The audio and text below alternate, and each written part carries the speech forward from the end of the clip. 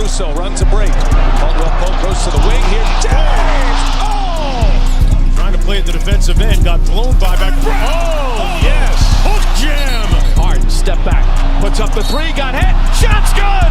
And one! Back this time here, set. Oh, Russell Westbrook!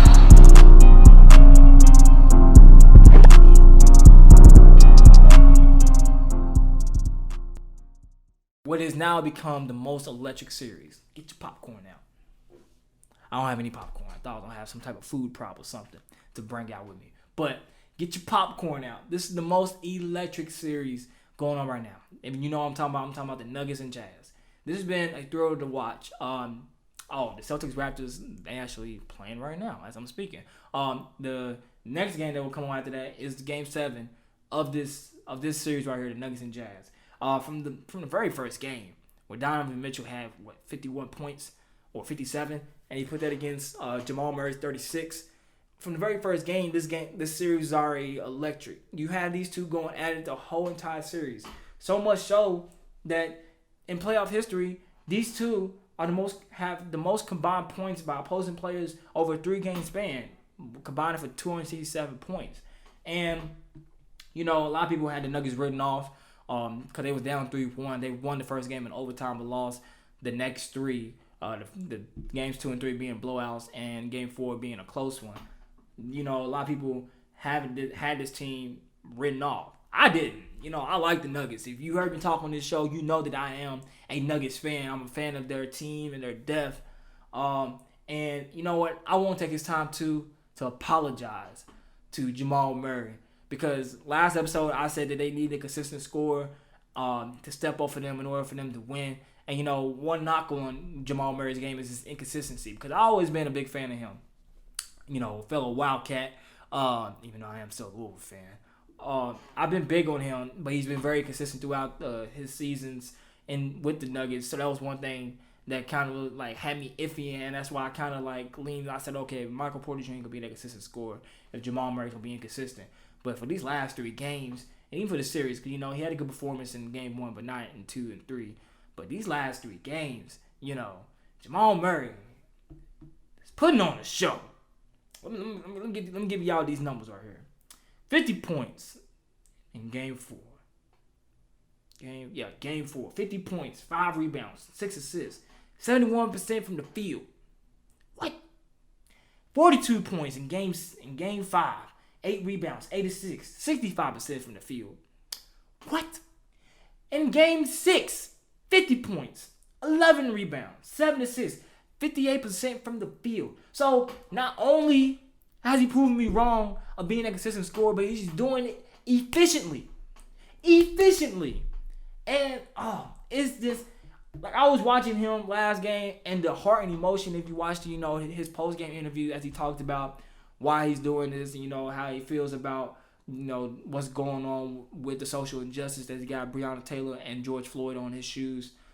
It's truly amazing. It's moments like this why I love basketball, because you have this story going on with Jamal Murray and the Nuggets where they coming down from being 3-1, and Donovan Mitchell been putting on a show against them, because even last game Donovan Mitchell had 44 points. But that wasn't enough to stop the Nuggets and Jamal Murray, who's been putting on a clinic. And a lot of people have been getting on Quinn Snyder because you letting Jamal Murray be this guy to beat you. I can understand one game. Because like I said, first game he had 36 points.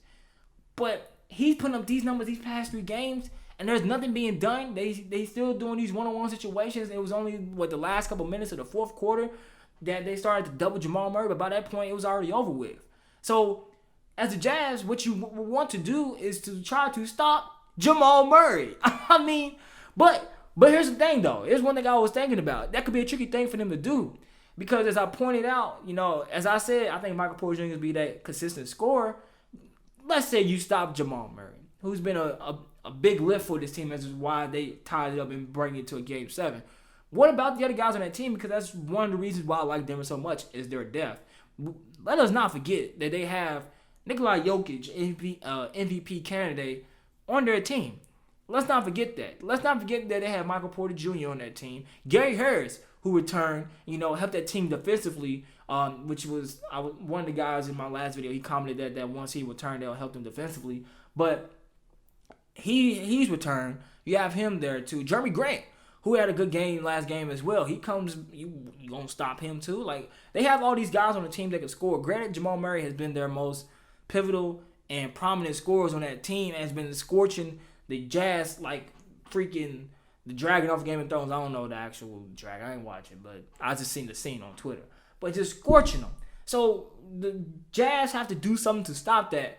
Because if you remember, I was talking about this last week. It seems like now that my view on this series has been flipped, because where I was talking about what can the Nuggets do to stop Donovan Mitchell and how they need to stop this guy, I'm now asking the question, what can the Jazz do to stop Jamal Murray? And that's why I say this series is so electric, because you have these two guys going at it and putting up these phenomenal scores and, you know, doing these plays that's just crazy and just fun to see. As a basketball fan, I'm just excited, and I can't wait for Game 7 tonight. And hopefully, you know, the Nuggets pull it out. And it'll be a better series even for the Clippers. They'll make it a better basketball series. You know, even though I want the Clippers to make it to the Western Conference Finals and ultimately the Finals, I think it'd be better for basketball if we have the Nuggets versus the Clippers rather than the Jazz. Because the Jazz, you know, besides a few games here and there where Jordan Clarkson contributed or Mike Conley contributed, you know, with his 27 points that one game when he went 7 for 8 from 3, Donovan Mitchell has just been that consistent scorer, and he hasn't really been getting as much help, especially not last game, from the rest of his teammates. It just seems like it's Donovan Mitchell and everybody else. Now, granted, you do have Rudy Gobert, who is an all-star and is a Defensive Player of the Year candidate, but his scoring output is not his strong suit. It's his defense. So, his defense don't mean nothing against Jokic either, because I've seen multiple plays throughout the series with Jokic just gas the ball where they'll be in his face, triple threat, pull up, or he catches it in the shoe with Rudy Gobert closing out, and it means nothing to Jokic. So you obviously need somebody to step up on that team to help and aid but Donovan Mitchell for the Nuggets to win this series. I don't know who it's going to be, but from the looks of it, especially the way Donovan left that last game, it's going to need to be somebody quickly, because this will not fare well with Donovan Mitchell, especially coming in from being up 3-1. That will make him feel a little bit jaded, especially before the bubble even took place. There was rumors or there was discussions talking about like how the situation between him and Rudy Gobert wasn't as good. I wonder how this will affect his view on the team as well. Not only just Rudy Gobert, but the team after this series if they lose or when they lose.